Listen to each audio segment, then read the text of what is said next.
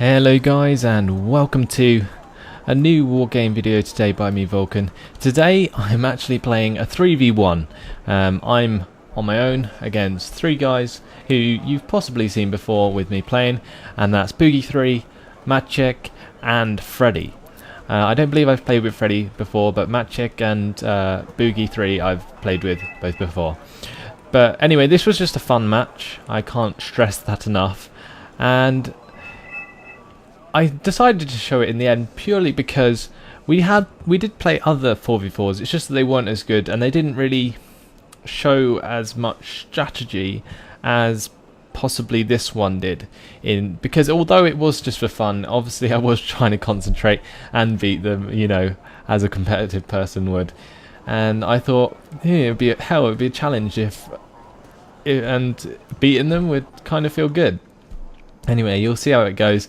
And I am starting with, I believe, 4,500 points at my disposal, because every player has, I think it was 4,500 points. Anyway, the win condition was like 500 or 5,005. Yeah, I think it was 5,000 every player, and each side had 4,500 points. I think that's what it was. Anyway, so I start off with 4,500 points just on my own because I'm obviously playing solo, and between them they have 4,500 points, so basically the same amount of points. That's how it works on this. Even if the teams are technically unbalanced, you still have the same points. There's no point advantage, so not one team has more units than the other. Now, in theory, it does make it harder for me because I have a lot more micromanagement to work with, but you can see I start pretty quickly by setting out little task forces of ATGMs. These BTR-60 PAIs have conquer squads in them as well, so basically mixed infantry and jeeps as little ATGM teams, which I originally decided would be spread around the map. Now, as part of my strategy, you'll see that in theory I start in India and Alpha. I moved my FOB and command vehicle from India to Alpha, and the reason I did that is if you look at the map from above, okay, on the left side near Charlie, Delta and Bravo there's this really nice concave defensive line, whereas on the right side I would have to focus purely on the airfield to really have a decent defense. And if I'm going to head on the right side, I've got this hill here that will basically cover my position, so they could peek over this hill and basically shoot me from the side. It'd be really easy to flank the right side. However, on the left you've got all of these trees to worry about that I could hide ATGMs in and so on that could potentially ambush the enemy. Now you can see I've got these SPW-40Bs, and basically the SPW-40Bs, I've used them quite a lot before. Basically on the pack side they're waste recon, and by that I mean that you just send them towards the enemy to find out what they have, and you don't care if they die. If they don't die and they sit there and they provide you information, great, but if they do die you don't tend to care because they only cost, I think it's 20 points each. So although you may not want to lose units, I don't really cry about it at the end of the day. And what I did with these SPW-40Bs is I sent them all out to different directions. Now on their side you can see they've actually placed one person on the left and two people on the right. Maciek said that he's going to go to Juliet and Kilo, and Boogie ends up going down the middle, and Freddy's left to cater with me on the left with a full 4,500 point army. So in theory they probably should have grouped up and just sort of rushed me. I thought that would be the best strategy in this case, because I wouldn't have the mind to sort of be able to micro enough to win against three people in a huge rush. However, they didn't do that in the end, and I thought my best chances would be to group up on one side of the map, take it over and control it for the whole game. That was my plan. And the reason I did that, not only does it make it easier to control, like, because if I'm spread all over the map I have to keep jumping around all over the place, but it basically means that my forces are really concentrated and really powerful in a specific area, and it allows me to punch big holes into the enemy lines, especially with the power that I bring in. So let's look at that power. So I've got my ATGM squads that I was talking about earlier. I've got a Cub to defend my base next to my FOB. I've also got 2 Scott ones with Vizakari in them, and a BTR 60 PAI with an Igla. I've got 4 Mi-24As in the back here. I've got the SPW-40Bs around the edge. I've got my BDRM-2U with Scott ones with Vizakari again, and this Cub to defend it from the air, and also a BTR 60 PAI with Igla, and these 2 Kolos to keep it all resupplied. And I've got the same over here for this little group of basically defense for my command vehicle.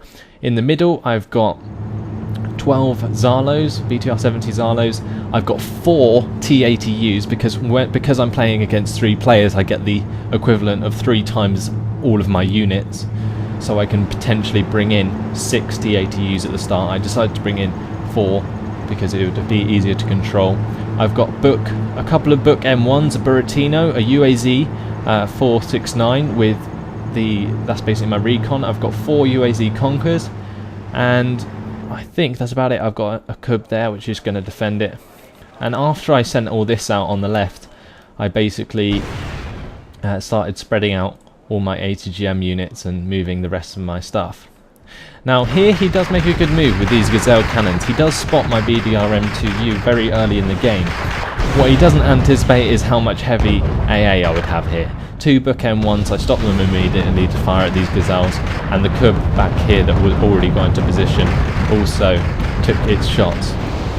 Now I probably should have microed these Zarlos better, but at the beginning of the game I literally just rushed them straight through his front line. I saw him coming, so I managed to stop these T80Us on the top of this bank here, which gives them a massive arc of fire over all of his troops that are coming across.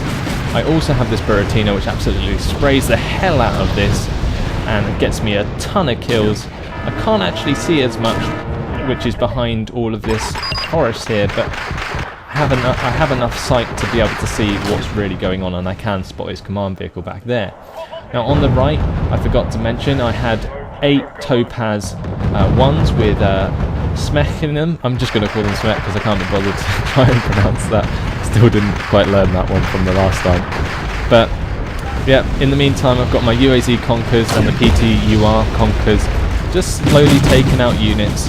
These Armada 1A1s get sniped by them slowly, and I do manage to get a few more shots out from the Buratino before it actually needs to reload and get ready for its next barrage. So I kind of hit him quite hard on the left there with a lot of units, and you can see just how much damage I did do. You've got all sorts of Mardas and stuff dead there. AML 90 Lynxes are now dying to me pushing forwards my T80Us on the left. My MI9's taken a beating from these Marder 1A1s, so I draw that back on the right, and he's also been trying to hit it with his Marder Roland 2s. My Mi-24As somewhere got destroyed as I tried to rush them towards his base. But basically I've literally destroyed Freddy on the left, and before he tries to get his command vehicle away, luckily my T80U sniped that in the arse. Now he consistently pushes towards his Mi-9, and I do unfortunately managed to get that away, but with only 1 health left. Then I move forwards my UAZ Conquers, and because he's taken a little while to reload and his Marder 1s are panicked, it actually allows my ATGMs to fire at very, very close range and very, very effectively, giving me another 86 points, as both of the UAZ Conquers hit both of them.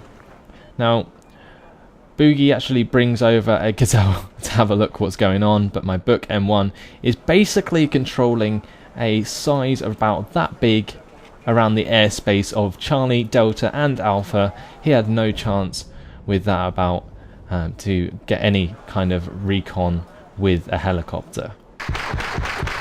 Now seeing these VAB and Chasseur Famas actually managed to snipe this Mi-9 which only had 1 health left, I decide to give them the Buratino barrage.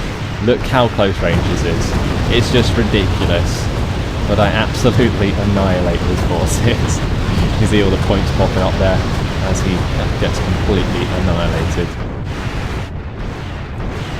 I actually stop that before it uses up all its missiles, but I do actually kill all of the units in that area. You can see in the meantime, now Maciek and Boogie are moving over to the left side to give Freddy a hand, and they have spotted my infamous T-80Us rolling up their hill. They are all spread out basically, so I micro them each separately. Basically, if one gets hit by an ATGM, I can move it back separately than the rest if they are all separate, which is a very, very good thing to do, because basically means that the other T-80Us can fire for as long as they need to before they basically need to be brought back. Now with that, I've decided to bring forward the Book M1 and the Conkers, purely because I saw this Gazelle hot on the horizon. If I go back to my point of view, I can see it there trying to get a snipe onto the side of my T-80Us. He pushes forward Gazelle cannons. This was actually a good move, it's just he'd stopped them in range of my T-80Us. And the T-80Us, because they're T-80Us, they have very, very good machine guns. Now he actually nearly manages to take out my Book M1 with those cannons, which was what I thought was really, really good. This is actually one that I've vetted slightly right at the beginning. And the other one I didn't, but managed to get vetted anyway. An SPW-40B that got killed there was basically providing me with lots of information. He managed to take that out, which basically got rid of my recon on the left there, so I had to bring in a new MI9, which you can see brought in there. And my Book M1 is slowly moving up to this hill to take care of the helicopters that are plaguing my T-80Us at the moment. And as soon as that's up there, I try and get a shot. He just gets out of range, but my Conkers are having a good time sniping Fuchs and so on. Now, because I've seen him being pushed back on the left here, I'm not too sure how many troops they brought over. That was a snipe on an AMX-32 there, and the Book M1 finally does shoot down a helicopter.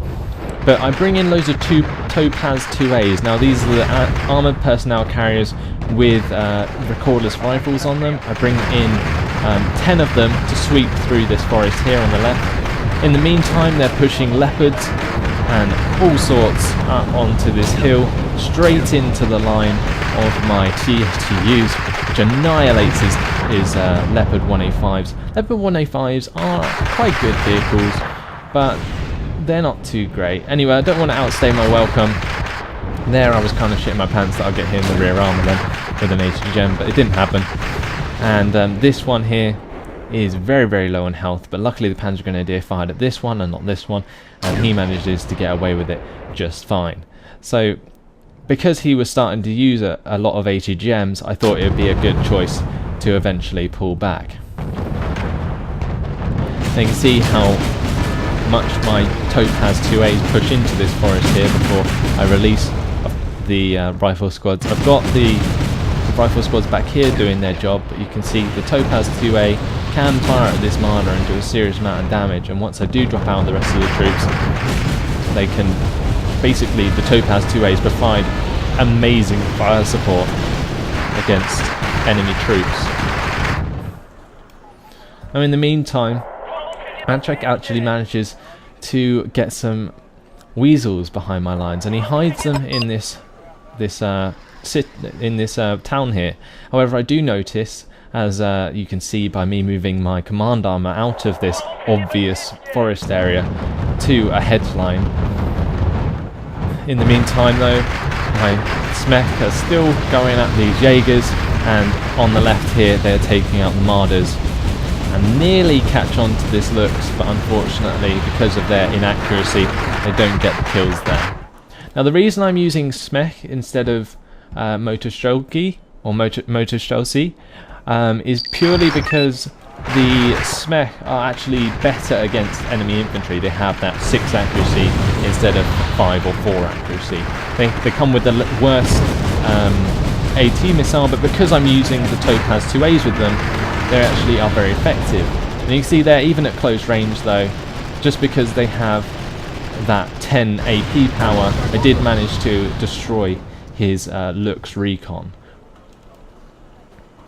So now I've pulled back my T-80Us. They don't have much air cover because basically when I pushed up my T-80Us here, both of my AA units actually got sniped, which was a very good thing. It's just that he didn't have the air units to back that up. If he'd brought in like an Apache, or like if between them they brought in an Apache or something, while my books were down, they would have had a whale of a time sniping all those T-80Us, and I probably would have cried myself to sleep that night.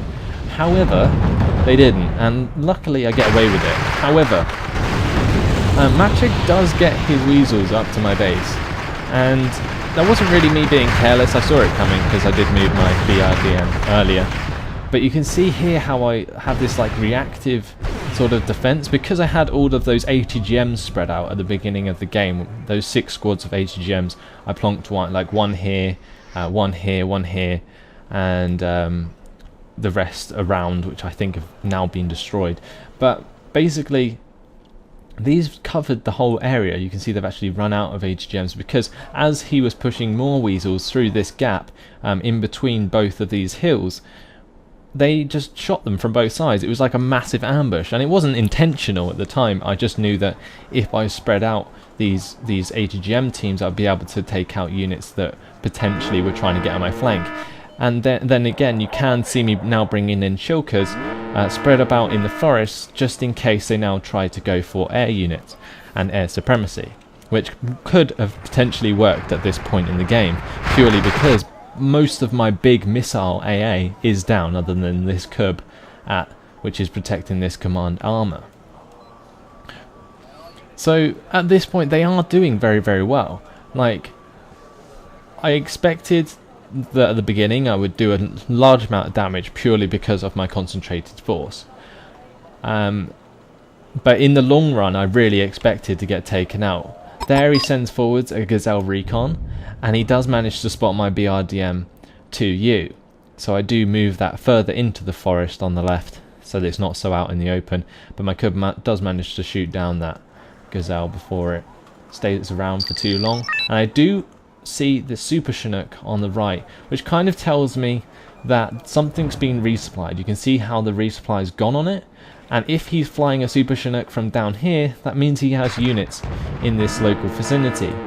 And if I go back to the neutral's perspective, I find out that that was pretty much just for the weasels, which he brought back a little bit later. If he'd done that sooner, then I probably wouldn't have, or I probably would have known about his weasels beforehand.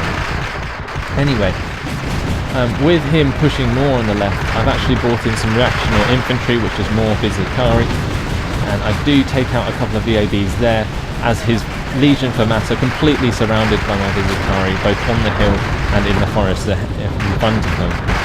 This Vida's Courage Squad is going one-on-one against this Marder 1. The Marder 1s are so strong in this scenario in the middle of forest, taking out infantry and APC. They are like almost the perfect units to use, and I don't know if they realise that or not, but it really, really hurt me throughout this game, especially considering I was using Topaz 2As and relying so much on the recoilless rifle of that particular APC. Now, if his Okari does actually get a very lucky shot onto this Marder, and eventually I take out his Legion for Mass. But while that's all going on, it allows me to get a book M1 down the road towards my T-80Us, because I'm really scared that these are left out in the open at the moment. The Shilkers are now getting into position. You can see I've got my MI9 on the left, which keeping recon on this area here. I've got a Shilker there just hiding in the middle of the forest. I've got another one in the middle there. I've got brought in a couple of Havoc squads. I've got these Shilkers now moving into positions in these forests as well. So if he does try to sneak any air units around the back of me, because this is probably my most vulnerable area at the moment down here, I would be able to react to it quite easily, because not only would they spot them, but they'd possibly shoot them down if they flew over them. So basically what you can see is that I've built a massive defensive line over here, and I've also got it continuing across here, and then this little group of ATGMs is covering from this side and this way if I potentially need it. But I've brought in Kolos to basically resupply all of those ATGMs that I used up before. But in the meantime, I'm moving my T-80Us over to the left a little bit more to basically support the recon that's now coming in. Now, I'm not, obviously, I don't worry too much about the SPW-40Bs dying. What I am worried about, though, is getting the intel which I can use with the T-80Us to really snipe expensive units. And you can see there, I use one of the T-80Us to take out that Panzer Grenadier squad.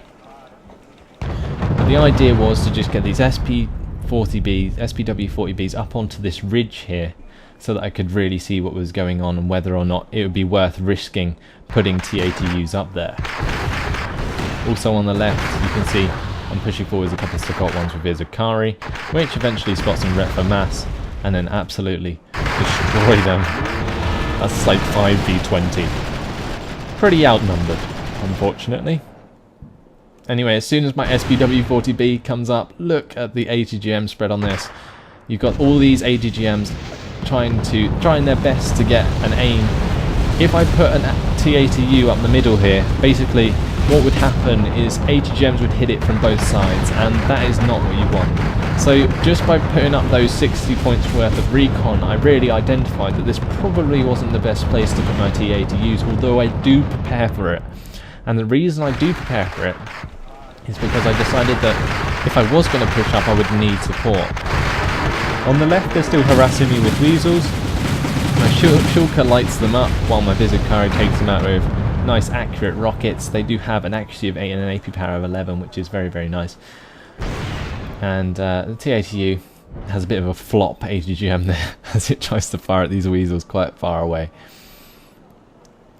Anyway, with there not being too many ATGMs, I thought I would sneak up and try and get a few kills where I could with these T-80Us. Now, my priority was really to kill the ATGMs, and unfortunately this unit here, which turned out to be a Bradley, does from the offset really badly snipe one of my T-80Us. My other T-80U here does get hit in the side by an ATGM, and the one on the left also gets destroyed by extra ATGMs which he's brought up since I scouted it. And it really frustrated me. At this point I was like, oh my god, I'm losing T-80Us all over the place. I just lost 3, literally. I did do a reasonable amount of damage, but it wasn't the trade that I really wanted to do. I lost the equivalent of over 400 points then. Basically for not very much. I killed possibly a couple of AA units, maybe a couple of ATGM units. But honestly, they really damaged me then. Like, their team really did the damage, and it was kind of my fault because I shouldn't. Afterwards, I kind of thought, damn, why didn't I put them up there with the supporting units that I mentioned before? And therefore, I try and rectify it. And how do I do that? With a T-55 rush from the deployment. Now, I was just really wanting to show many different tactics in this. I wasn't attempting to at the time, but this is why it makes this game a very good one to show. Not only have you got T-55 spam, you've got weasels being used all over the place, you've got the T-80U, like 4 T-80Us, Zalo gameplay, you've got all sorts, and I thought this game would be amazing to just show the versatility of units that you can really make use of. And with these T-55s coming in, I believe they actually panicked at this point, because I'm not really sure if they were expecting it. Anyway, while these T-80 or these BTR Zalos and T-55s are coming in, I do sneak another T-80U in to partner with this one over here. And on the right, I'm having skirmishes with the enemy, Boogie 3 in fact, with Chasseur Finesse against Vizikari. Well, that's a pretty even matchup there. Vizikari do have the 2HE though, which does give them a massive advantage in that scenario. Now, with what I probably should have done at this point is pushed around the right. I know that they're going to be focusing on this point because I can see it by the amount of units that they have in this vicinity. You've got their Leopards, you've got the Jaegers, and you've got these. This is AMX-32 here, which is a basically an 85-point tank, which is pretty expensive.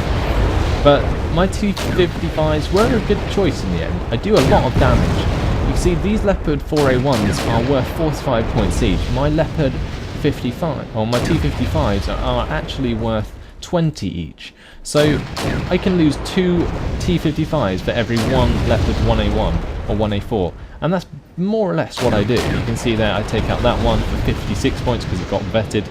And the T-55s here are taking out VABs as well.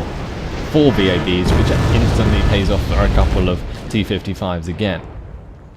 Now in the meantime, while that's going on and they're distracted on the left, I'm actually pushing forwards these Zarlos to take out the HDGM units as quickly as possible. And then behind that, I'm pushing for up a T-ATU, which actually snipes out these Chieftain Mark IIs on the right. But unfortunately, the Zarlos died a lot quicker than I expected, and to avoid these ITOs, I have to slip back that T-ATU very, very quickly before it gets hit in the side. Now, zooming back up, it gets a very accurate quick shot onto that ITO. I've never really seen that happen before. But that's exactly what does happen. And then I leave a couple of T-ATUs there until I eventually pull back with those two. Now in the meantime, the Vizicari are being repaired on the right with the Kolos. T-ATUs are still trying to cause havoc onto these Chasseurs FAMAS and other units. I can see these VABs basically driving forwards.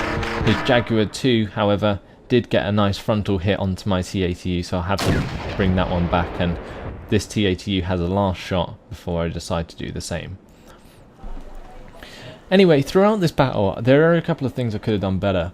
One thing was making use of my Buratino a little bit better. Now this Buratino right here kind of just sits there for most of the battle. What I really could have done, especially before the T-55 charge, is artied this forest over here. I also could have artied up here, and it would have just allowed me, like for instance before my T-ATUs went up, to press the advantage of them either being panicked or me getting some destroys on some of those HDGMs, and it really would have helped.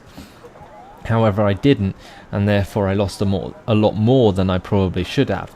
Even so, at this point I'm still winning by 400 points. It's very close, however, and I was having a lot of fun at this point. I finally decide that it's time to get myself a new sector. So you can see here a BRDM coming in to secure Bravo. The PTR Conkers and UAZ Conkers are more or less enough to keep that safe. I've also got a Shilker here for air defense. Nothing insane, but a Shilker at close range of any aircraft is really going to do the damage. In the meantime, my Vizicari pushing forwards onto Weasels. Probably not the best move I've ever made, but that with the Kolos, they're repairing them, really did well. Unfortunately, Maciek kind of realises and then eventually tells his Weasels to target this Kolos. In the meantime, there's little skirmishes going on in the middle, whereby a few units get destroyed as he tries to rush them towards me. My T-ATUs though take care of that, and I do manage to get this Book M1 out of there. Now those two squads of Havocs I mentioned earlier, I had been scared to use them really, mainly because I haven't been aware or had enough recon to really tell what was going on with his air defense, or with their air defense. So at this point I'm pretty sure that they don't have much air defense on the right, so I'm basically using these at pretty much max range to take out as many units as I can. Now this MI9 is sitting here also, and I moved that in before I moved up the Havocs just to check for missiles. Probably not the best unit to use for baiting AA missiles, but it allows my Havocs to kind of move around safely in this area and get reasonably close to the enemy to do damage with both their autocannons and their rockets. Now as the paratroopers are left on the field, this does actually allow my Havocs to get a rather good shot onto them as they are on the ground.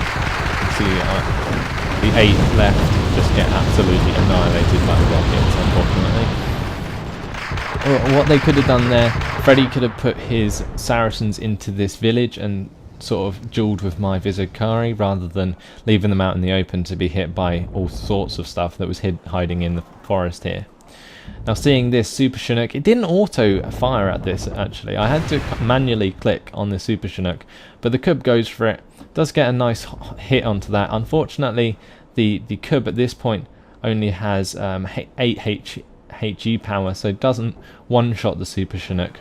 But basically, I know it's going to take off again at some point with it being a resupply, and they're going to want to get it back to their base. Now I'm scared of getting these Havocs too close to the Weasels, so you can see I'm kind of microing them around, but as I kind of force him to take off with the Super Chinook again, it gives me great pleasure in shooting it down with the Cub as it tries its best to fly around, but direct hit, and boom, goodbye Super Chinook for 75 points.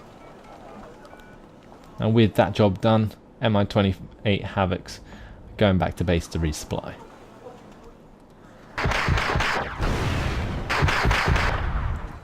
I'm bringing up 2 Colossus at this point to help the Vizicari get back to full strength, and I've also got a couple of Malkas now coming in because I've thought this is getting a bit stale.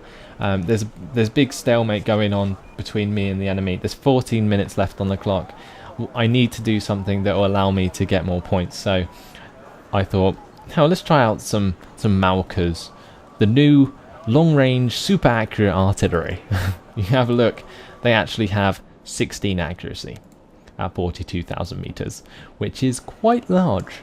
Anyway, I kept them at base so that they could be resupplied by the FOB, and these eventually became my sort of units which I could pepper them with and basically force them out of position. Now seeing this Puma coming in, try and get a shot with the Book M1. Unfortunately, it goes down and lands before I get the chance. And I'm also redeploying on the right to protect Bravo a little bit better.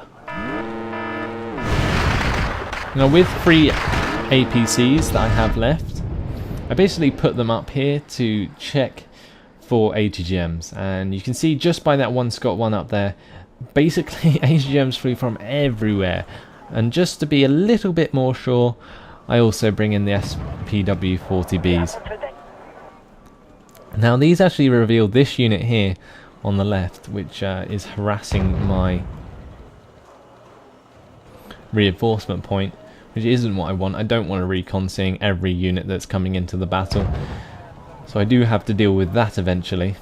But in the meantime, I'm just basically firing on where I saw those ITOs from the Scott 1 with the Malkas. Now still, this Buratino was just sitting there for about 20 minutes not doing anything. I could have utilised this Buratino a lot better. This Sangay does actually take out one of my SPW-40Bs, and it does force me to bring in a couple of Zarlos to basically take care of that. Now in the meantime, I am finally moving this Buratino into position, which is actually useful. And on the right here, you've got Saracens coming in to try and push me out of Bravo. So AMX-32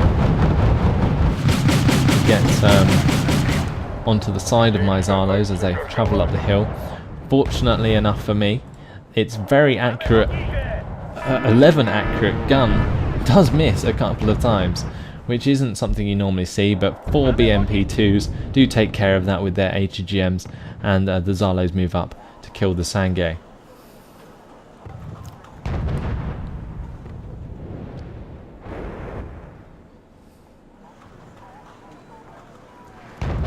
Now again, SPB-40 or SPW-40 does come up here, spots Leopard 2, ITOs, all sorts of AGGMs there. It is basically wasting AGGM units, which is really good. In the my Malka's still firing onto the little town that's up there, and the Saracens and so on are pushing up into this forest. Now, one thing I did think was that if he pushed his Saracens further, he could have easily caught out my BRDM 2U. I did see it coming, and I already moved it in advance. However, he did stop in this forest bit here before I moved my command vehicle. If he kept going through this part here and not into this forest, he could have caught it out. Obviously he probably didn't know exactly where it was, but either way, mission accomplished for them because they have pushed me out of Bravo. It's basically not safe enough for me at this point in time to go there. Now they are starting to arty me pretty bad. These are pretty much, they seem like guess arty shots because they didn't really land by anything except for my cub. So I did just move my cub back just in case they hit it, luckily, but either way, wasn't really too concerned. Now my 4 Havocs are still flying around nice and safe at the back. Basically I can't use these until I know a decent amount about their force, and look how much I know about their force at the moment. Nothing. There's a big mistake on my part, but also a good play on their part for taking my recon out of the equation. I do have an MI9 here, which is currently landed for some reason.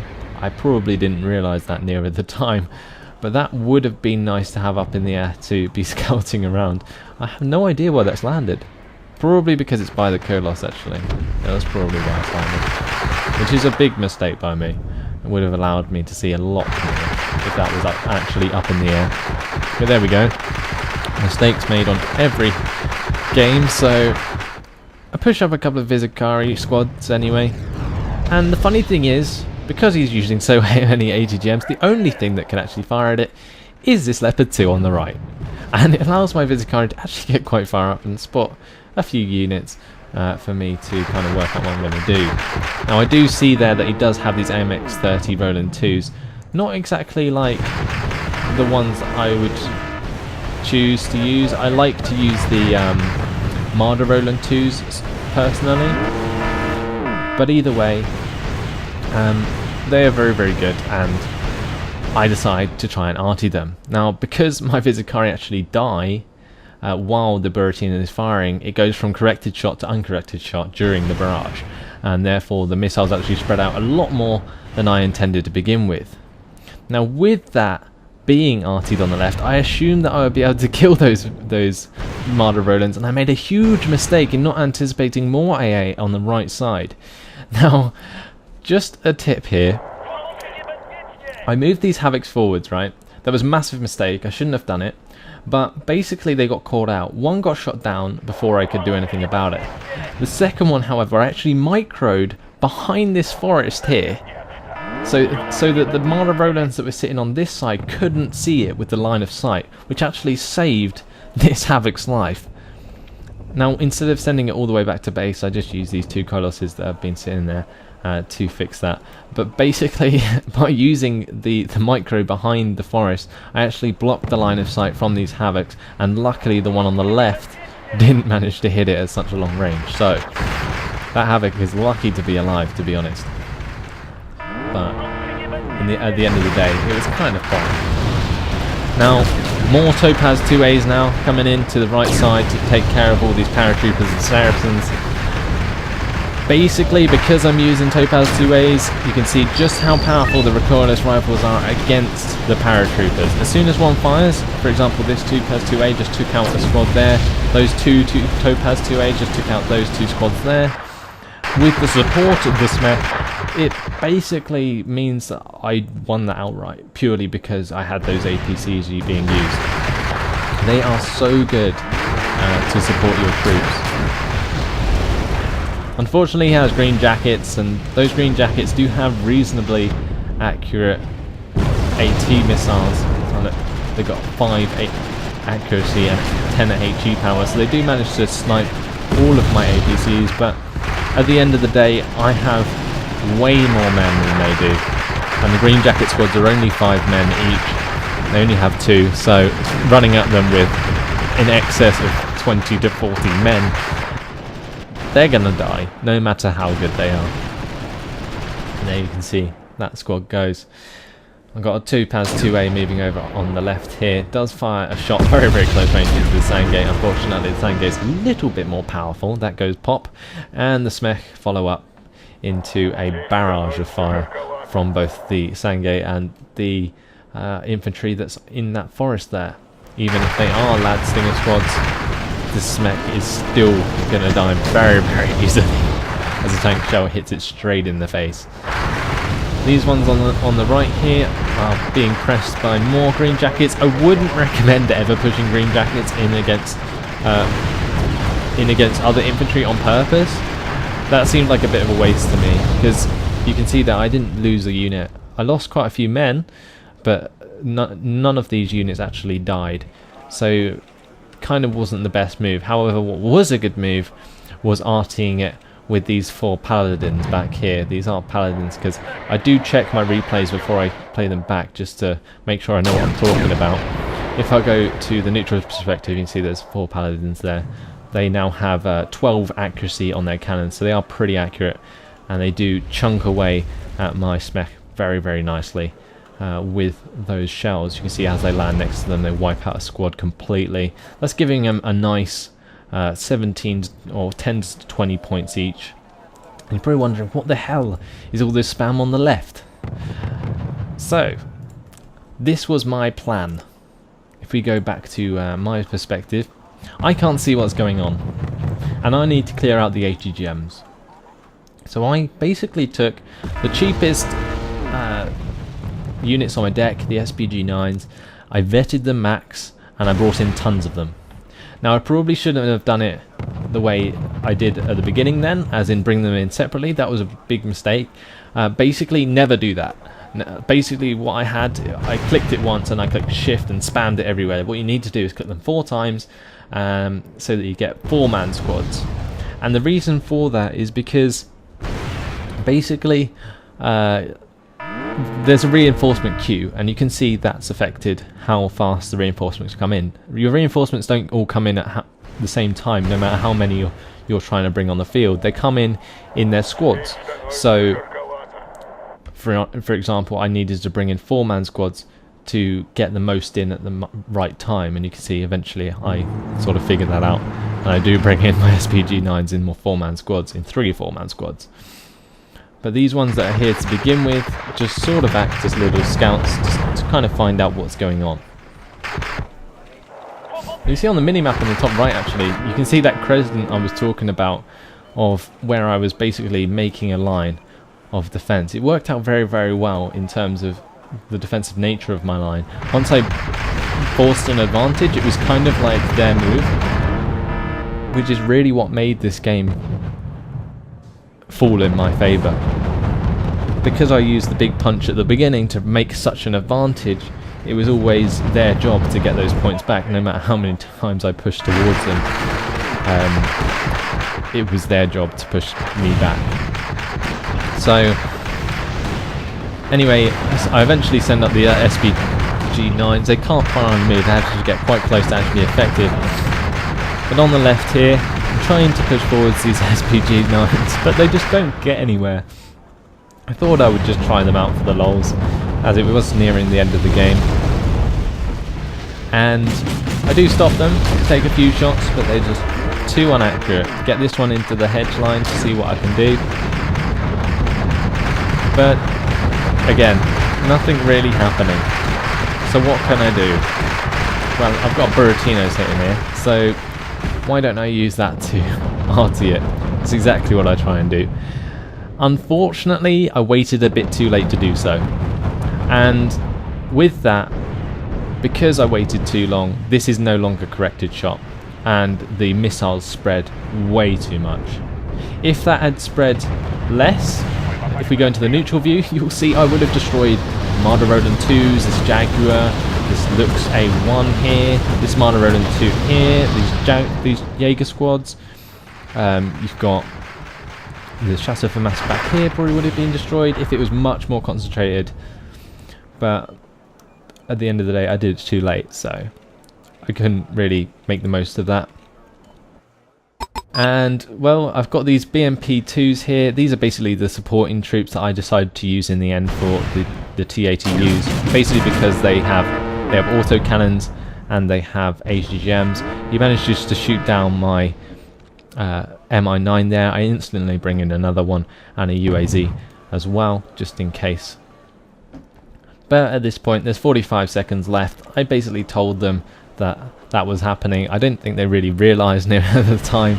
And if we go to the neutral perspective, basically. They decided to just rush everything towards me, but it's a bit too late by now.